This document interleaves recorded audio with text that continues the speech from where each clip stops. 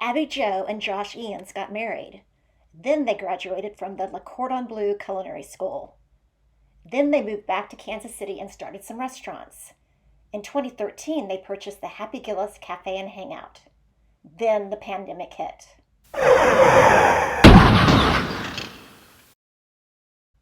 And this is their happy story. So tell me about how committed the community is to supporting Happy Gillis Cafe. I think it's an overwhelming commitment, really, from like all of Kansas City. I always tell people I'm amazed at how far people drive to come to Columbus Park to eat eggs and bacon, which anybody can cook at their home. So I think for us, when we came here, we're very community oriented people. I love the idea of like community tables because I've never met a person that couldn't be my best friend, basically. So I like that aspect. When we came to Columbus Park, I knew that we needed to really embrace our actual neighbors here, the buildings all around us, because I knew that was going to be important. And this little restaurant was very important to the actual neighbors of Columbus Park as well. And so we actually took it really slow at first. We didn't make any changes. We kept the menu exactly the way it was because we bought it from a previous owner. But we liked it because it had this community feel and it provided us the ability to work days and be home at night with our kids. So that was a big, I guess, selling point for us. But community, to me, I always tell people that food is a common language among people. Everyone has to eat. So it's something that every single person in the world has in common. And it also helps bring us together. It's the best way to learn about another culture or someone and where they came from, how they grew up, or what their things that they're into or passionate about. Is if you sit down at a table with them, it brings this common ground. And so I think here we've just focused on knowing people. And I think when you feel valued and you feel important, you're willing to spend your money again and again and again. And I think the difference here is that we actually care about our guests, where sometimes you go to a place and you're like, well, they always remember that I want this, but a lemon in my iced tea, but they don't remember my name, or they don't remember my kids or my dog or anything else. And I often tell our staff that gossip is our best friend in this industry, because if we can learn something about someone, we tell every other staff member what we learned about that person, so that the next time they come in, we can ask them about that thing. If they got a new dog, anybody in the staff can ask them about the dog because we know. I think it makes them feel committed to us and it makes them feel connected. And that's hard to find these days. It's very hard to find. And I'm going to compliment you that in addition to obviously being very customer focused and savvy with your business, I applaud you for taking it slow and not shocking your existing customers and then introducing them to your take on food. But I kind of look at Happy Gillis Cafe as Mystic Pizza in the movie. There's some magic in your food. It's not just bacon and eggs. When Tom and I sat down to eat, it was magic in our mouths. And there was just, where did this come from? How did they do this? And definitely your warmth and hospitality and inquisitiveness of saying, hey, you've never been here, have a free cookie, was just all the right touches and all the right moves. So you have hospitality down. Oh, thanks. Now, I can't take full credit for curating that. I think it's just how I'm made. well, you're in the right business, and I'm glad you went to culinary school. Now let's shift gears. You've been in the running the cafe for 7 years, and then the pandemic hit in March. And just give us a brief rundown. I know you laid off people. You had to make an incredible shift.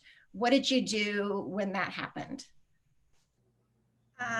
Well, I think I cried for like the first 2 weeks. The first thing that we had to do was we had a double staff meeting with both restaurants, and we actually had to lay off all of our staff. So that was our first step, which I think was probably one of the most devastating things that we've ever had to do. Is like just thinking about it makes me feel a little emotional, because it's hard to look people in the face that you spend every day with and you are committed to investing in their life even personally, and say, I'm sorry, I can't fulfill my end of the commitment, which was to keep you employed. I can't afford to pay you. I don't know what's going to happen. I think that's was really, really devastating. And it just felt very,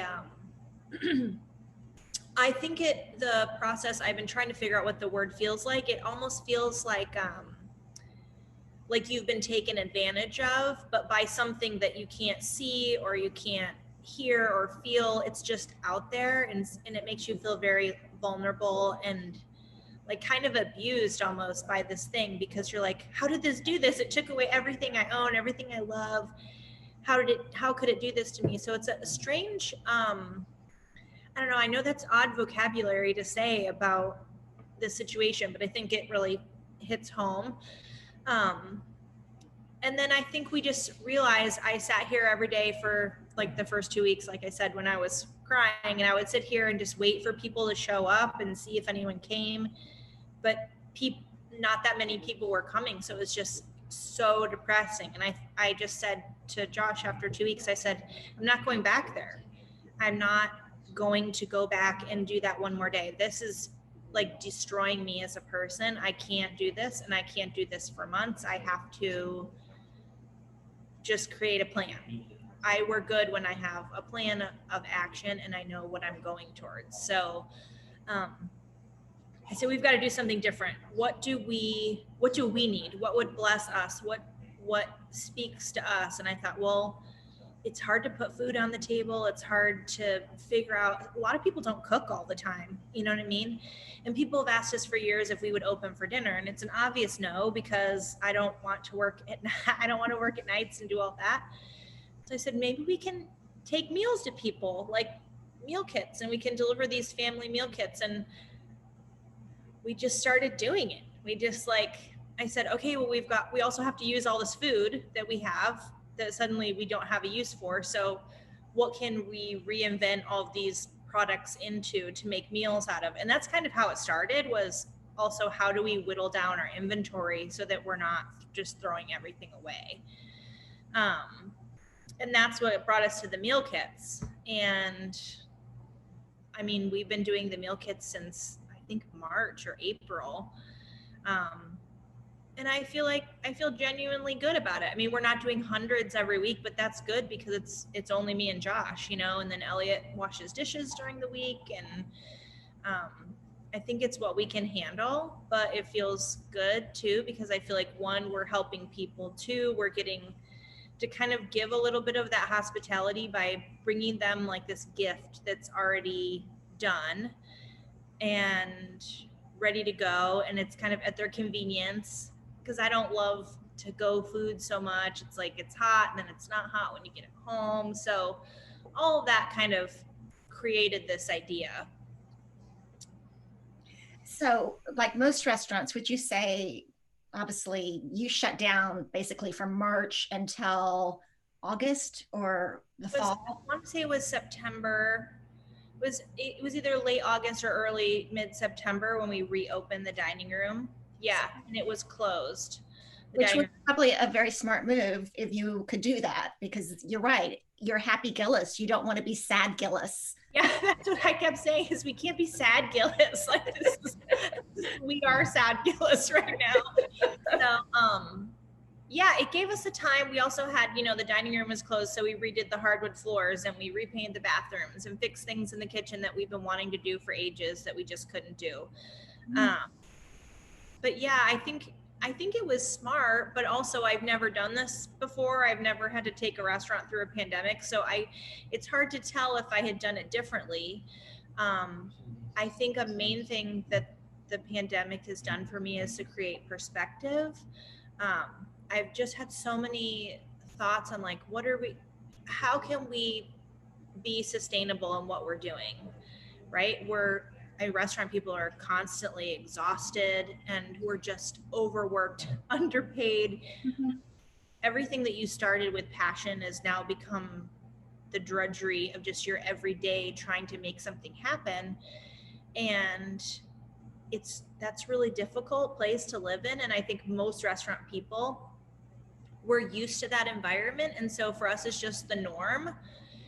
But then having a break made us realize how tired we were, how emotionally spent we were from giving everything that we had all the time. And so for me, this is an opportunity to rethink about the things that are really important. Like we're going to close Super Bowl Sunday this year. And I said to my staff, does anybody really want to work? Do you really need the hours? And we have 2 part-time staffers on the weekend. And they said, well, we wouldn't mind the day off, but if you want to open, like, we'll be here for sure. And I was like, well, I don't want to work either. Like, this is our chance. Like, this is our chance to like take back a day. Yes, we're going to do it, you know? But I don't know that we've really ever done that. I think that we've always made decisions. It's like, well, you can make X amount of dollars on this day, and are you willing to take it off and forfeit those dollars? And I think for the first time, I'm just saying like, yes, I am. Because if I don't take that time for myself, I can't keep producing. I can't keep creating. I can't keep being myself that I want to be. So, well, what I hear you saying, and I love it, and I agree that the pandemic, the one blessing is that it's really made us all back up and take perspective of our lives and mold it in the way that we want to live, because we were all pushing too hard and chasing the dollar and punching the clock, and it really made us slow down. So I applaud you for putting your family first and your sanity and your mental health first. And I love what you said earlier about when you were reconsidering once you shut the restaurant down and had to do your painful layoffs, that you asked yourself, what would bless us? What would fill us up? And then you asked, what can we help people with? And I just think that is so smart. You took care of yourself and you thought about what people needed. And then the money fell into place. Yeah. So that is applaud to you. I'm hoping a lot of people will get something out of this. And just a side note, like I realize that, you know, we've been here for 7 years and we have worked really hard, but we had the opportunity to do that, where not all restaurants have the opportunity. Like a lot of restaurants are months behind on their invoices, or we weren't in that position. We had been trying to strategically get ourselves to a place where we could be like running in a more, you know, fluid way. And so that hindsight, that was really smart of me and us several years ago to say, okay, what can we do to make sure that we don't have all this debt and all these things looming in case something happens or we have to take the day off. And so I think we were kind of trying to position ourselves in case something ever happened, not thinking nearly as big as a pandemic, but just how do we position ourselves differently? And I think part of the struggle is that most restaurants can't function like that. It's really hard to not look at every dollar and everything. And I've been there as well. So I just throwing in there that I'm also really grateful because not everyone has been in that position. And yeah. I'm going to pause it right. So Abbey-Jo, tell us about the meal kits, how you can see the menu, how you can order one, what your delivery radius is. Sure. So we don't exactly have a delivery radius. We go pretty far. We go all the way out to like Olathe. There's somebody who lives almost in Green Valley. Like we just are going all over. How you get to the meal kit. So if you go to happygillis.com, when you get to the website, there's a pop-up that comes up and asks you if you want to place an order for meal kit delivery. And just click on that link because that'll take you to kind of what we're running now. It's an extra site. And every week we change the menu. New menu goes up like midday on Tuesday, and it's up until the following Tuesday. So it's up for 1 week, and then it comes the Friday after for that week, if that makes sense. So we do deliveries every Friday, and we deliver roughly between like 12 and 4 is our delivery time. And yeah, you can also place online brunch order on that same site at the very top if you want to come. If you don't want to dine in, you can get curbside, and that's on there as well. But every week we do something different for the meal kits, and we do meal kits for 2 and for 4, and we try to include like gluten-free and vegetarian, all kinds of different options for people. So Wonderful. And are there, at this point, the ramen shop is just on back burner, correct? It's no plans to reopen that at this time. yeah, it's just way too small. It's like a 1-car garage, and so the social distancing is non-existent. We did do one pop-up, and so we're gonna probably do another pop-up this month, and it's all pre-order to go ramen. So you kind of like come to the door, and it's kind of like a secret system. You know, you come to the door, give your name, they give you your bag of ramen, and you get to take it home and eat it. So I'll probably do another one of those. But as far as opening the shop up full blown right now, it's just everything is just on a pause button. Well, thank you for keeping the greater Kansas City Metro fed with love and spirit and goodness. And thank you for keeping us happy as we can be during a pandemic. I really appreciate it. Let me shut